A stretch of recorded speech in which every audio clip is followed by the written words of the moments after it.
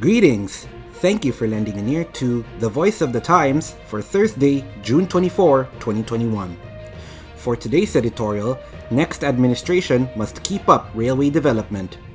Last week, Vivencio Vince Dizon, the presidential advisor on flagship projects and chief of the Basis Conversion and Development Authority, provided a summary of the Duterte administration's accomplishments in infrastructure development.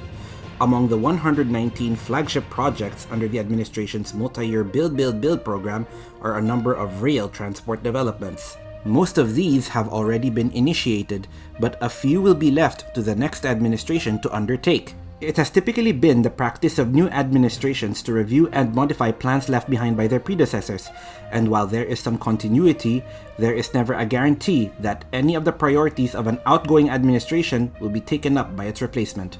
While the next administration, regardless of whether it is supportive of or opposed to President Duterte's policies and outlook, will certainly want to pursue its own priorities and build its own legacy, we believe it should maintain and, if possible, increase the momentum toward development of rail infrastructure. Major rail projects currently underway include the Metro Rail Transit Line 7 or the MRT7 connecting North Avenue in Quezon City to San Jose del Monte, Bulacan, the Light Rail Transit Line 1 or LRT1 extension from Pasay to Bacoor, Cavite, the Metro Manila Subway Project which will eventually connect Valenzuela to Parañaque, the North-South Commuter Railway System which will stretch from Clark in Pampanga to Calamba in Laguna, the Mindanao Railway Project which will connect Tagum, Davao del Norte, Davao City, and Digos, Davao del Sur, and the MRT-LRT Common Station at North Avenue, Quezon City, which will connect the LRT1, MRT3, and MRT7 lines.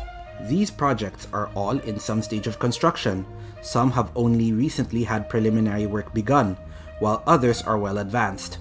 In addition to these, the LRT2 extension to Masinag, Antipolo has just been completed, and the rehabilitation of the MRT3 line, a job so big that it should be counted as a major infrastructure project in its own right, is also nearing completion. Completion of the work that has already begun on these is probably assured, but there are numerous other planned projects that may not be continued.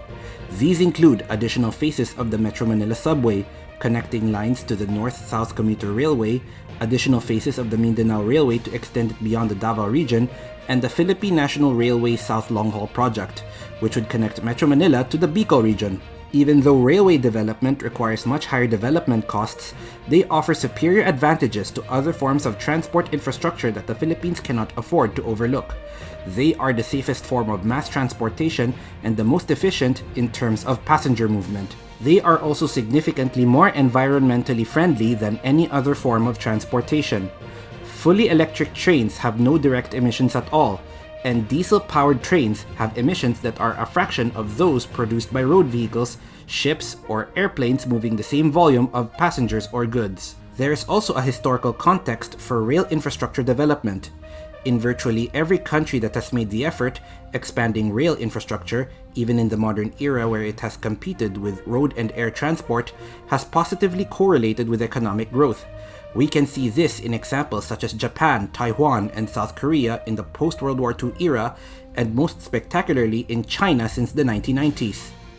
Even if the next administration does not wish to give infrastructure so high a profile as the Duterte administration's Build program, maintaining the momentum in railway development will create a responsible legacy of facilitating the country's progress far into the future. This should be a key campaign issue in the upcoming national election and of critical interest to Filipino voters, many of whom would directly benefit from it. And that's the editorial for Thursday, June 24, 2021. For more news and information, get a copy of the Manila Times on print, subscribe to its digital edition, or log on to www.manilatimes.net. Follow us on Twitter, Facebook, or Instagram, and listen to The Voice of the Times.